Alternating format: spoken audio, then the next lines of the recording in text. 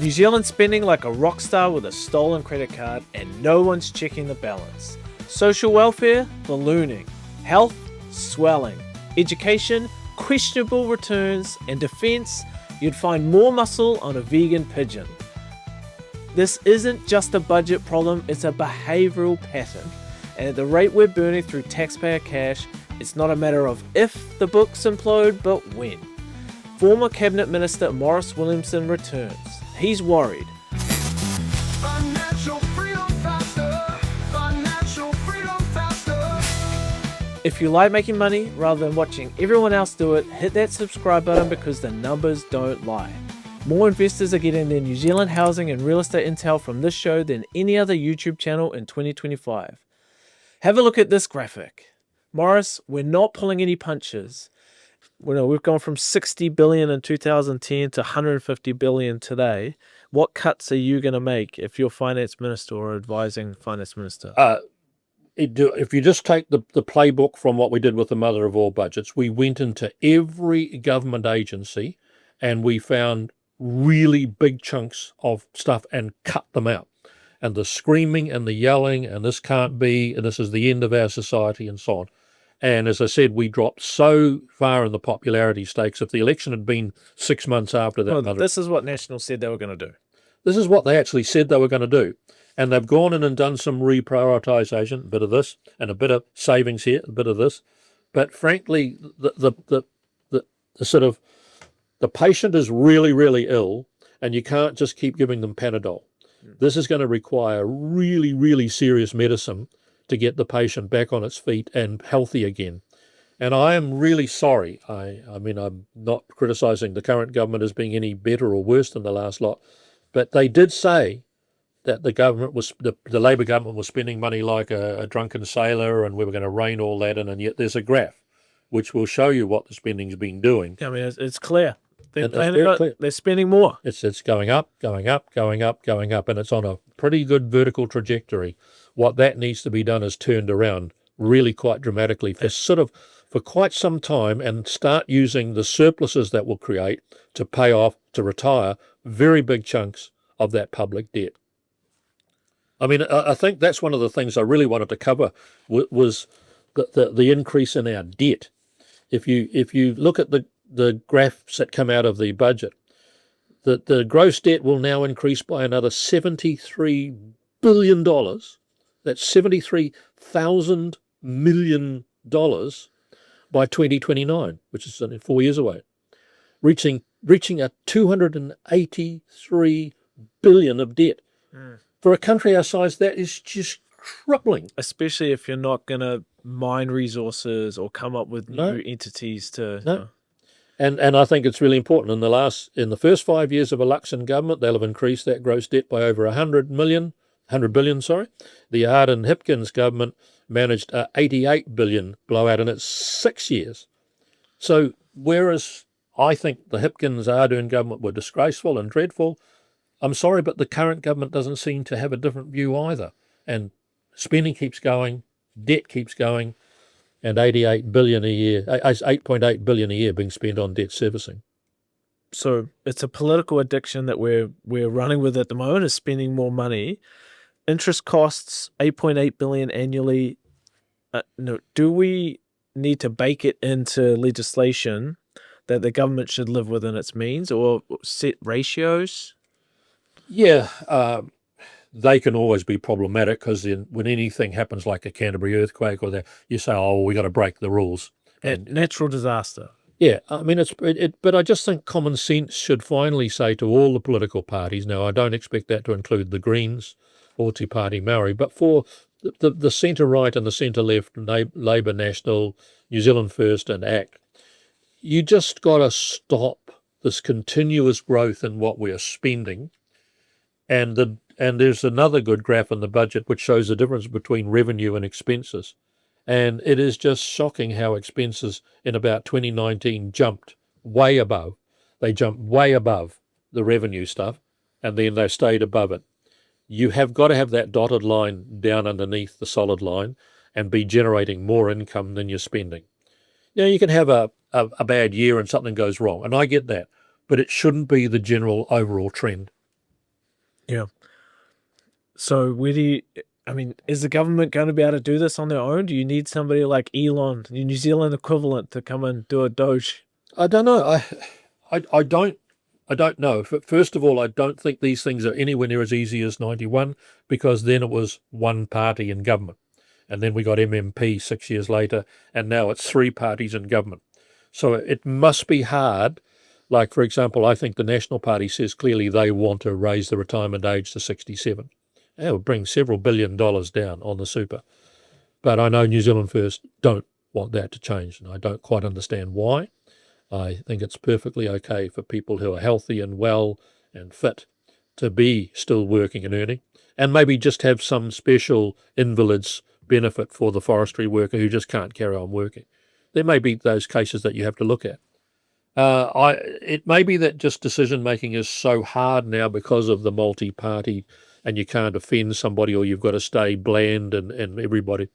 But that will just be a recipe for long-term disaster. And if anybody who's really worried about where New Zealand will be in the next 20 years, they've got to say to themselves, the one thing we can't keep doing is spending money we haven't got. Everybody understands that. Everybody knows you can't keep doing it. Now, the Greens say, well, we've got a solution to that. We'll just rip all the money out of the wealthy people as tax. And then we won't be spending more than we're earning because we're taking in billions and billions more. No, you won't. Capital flight will have seen that really fixed, and you'll have almost no wealth created here. Just a reminder, your competition has already subscribed to the fastest growing property and investment channel in New Zealand. That means they're getting the insights first, making the moves first, and locking in profits while you're still debating whether to click a button. Be smart and subscribe. Is $29,581 per person in total Crown spending remotely sustainable for a nation our size?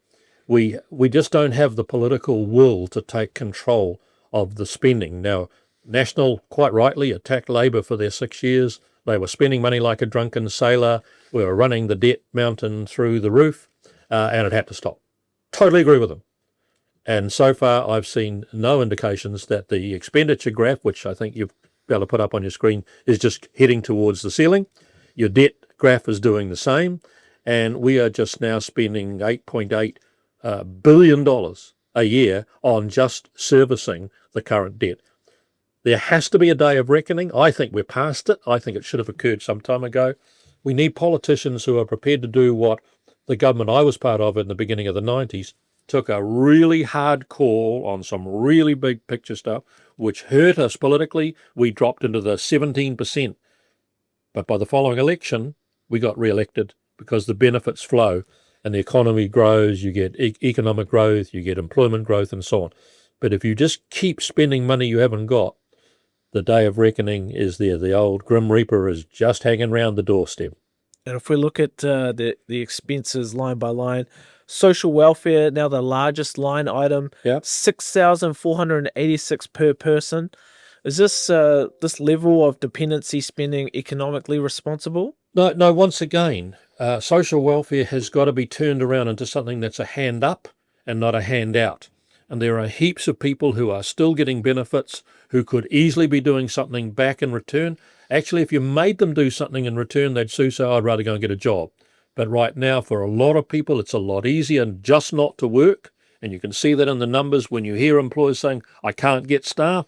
You see people saying, I don't want to work.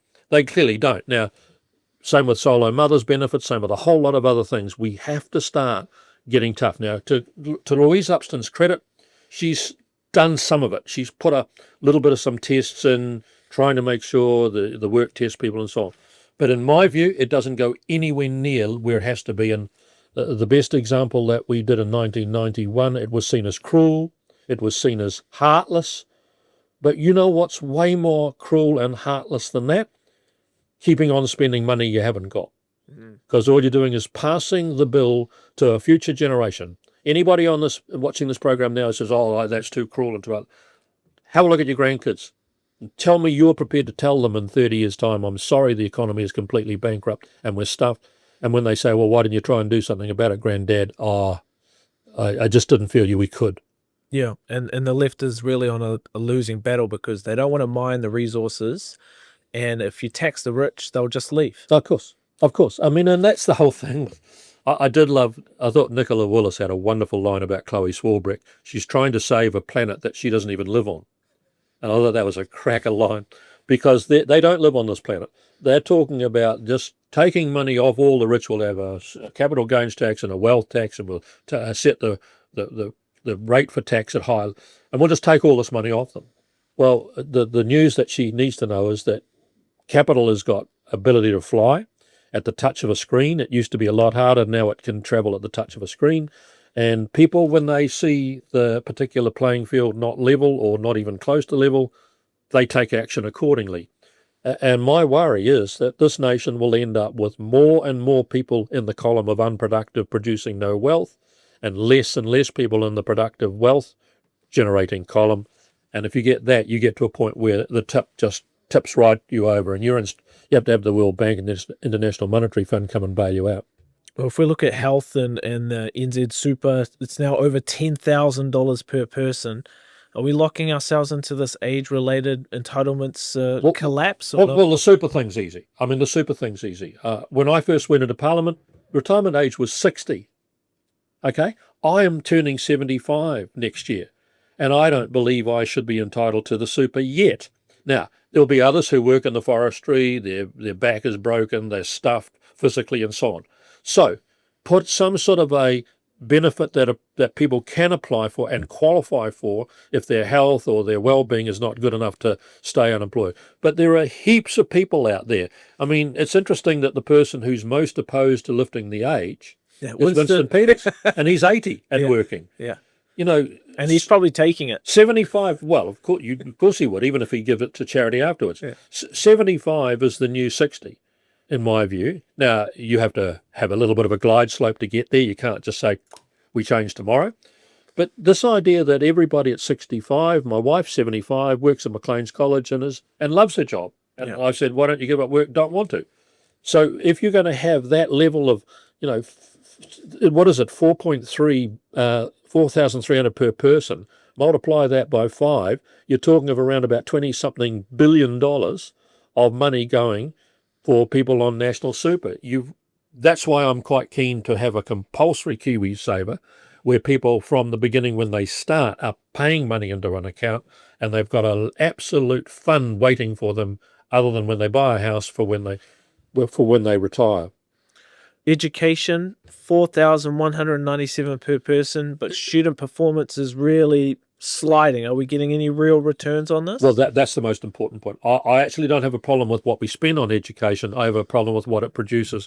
The outcomes, we are still so far down on any of the league tables that matter.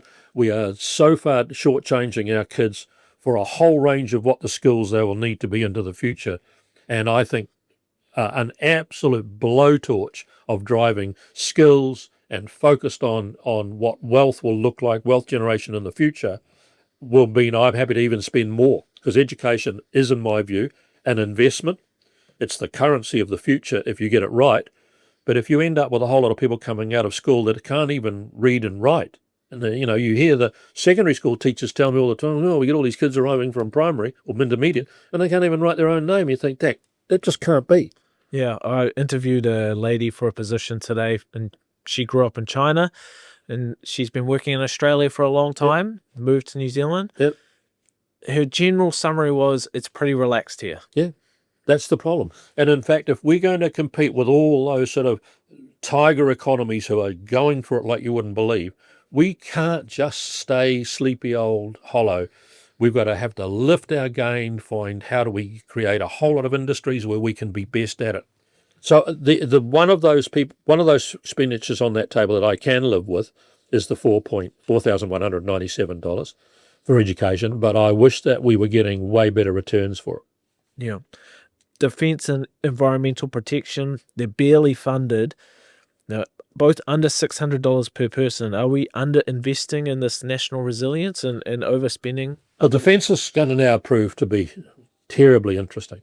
We've got an American government saying to us, you ought to put some money into your defence spending and bring your percentage up. They're about 3.5. They're wanting everyone else to move to 3.5.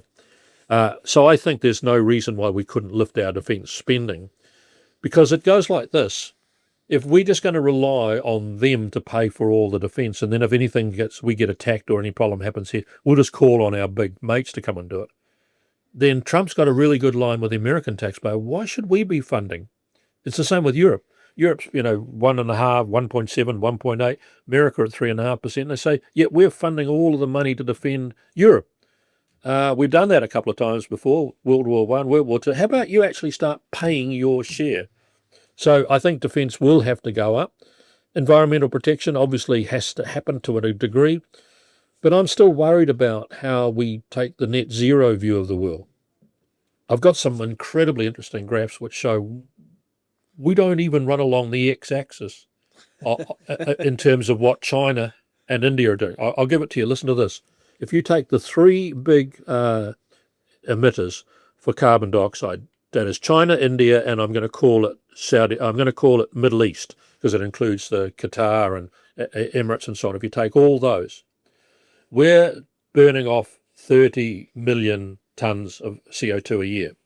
If New Zealand was to disappear tomorrow and just be gone, and doesn't exist, no agriculture, no transport, we're gone, no producing electricity, we're gone, 12 days of their growth is 30 million. Yeah. In other words, the planet would be back to where we are in 12 days' time, and we've killed off New Zealand total. Yeah. So, of course, the lefties all come swinging out of their trees and saying, oh, you can't say this and we've got to do our bit. And I agree. I think there are things we can do along the way, things that I thought Luxon was really good in the House the other day when he was talking about our farming is the most efficient, and nowhere else can produce the proteins and the farming products we do better than we do. So instead of us reducing what we should be actually increasing what we do. Well, and if we increase in New Zealand, it's more beneficial to the globe. Yep. Because we do it better. That's right. And let them do the things they're better at. Yeah. I mean, we used to have a motor car industry that made cars. I mean, they were the worst cars in the world. They were slightly down from the Trabant or the Lada in Russia. So let's talk about transport and communications. Yep. Over 3,000 per person. Yep. Are we getting transformational infrastructure for that spend? Or and remember, this is operational. Consultants? This is operational. This is not CapEx, because CapEx is when your capital expenditure on a particular thing. That's an investment for the future, and you'll get a return back off it. Look, I'd like to see the breakdown of what that money is being spent on. A lot of it will be road safety, and again, that's got to be done at reasonable cost. You could stop everyone being killed on the road if you only drove at 10 kilometres per hour, but no one thinks that's a sensible thing. You have to have, there is a percentage where people will be killed in order to get to where you're going. So look, I think the big ones there, the really biggie is the super. I think social welfare. You add those two together and you're talking of, nearly $11,000 per person. So every man, you go into the shops out there and talk, every per 11,000, that's what you're spending each year on superannuation and welfare. Well, the wealth creators definitely seem to be the property developers. So next time around, we're going to talk about their developer contributions, and we're going to have a look at the Auckland Council rates rates across the country. So look forward to catching up again soon, Maurice, and appreciate your insights today. I look forward to it. Cheers. A final reminder, money moves fast and the investors making the most of it are here. This is the fastest growing property channel in New Zealand for a reason. If you don't subscribe now, just know that someone else is already using this knowledge to make their next deal while you hesitate.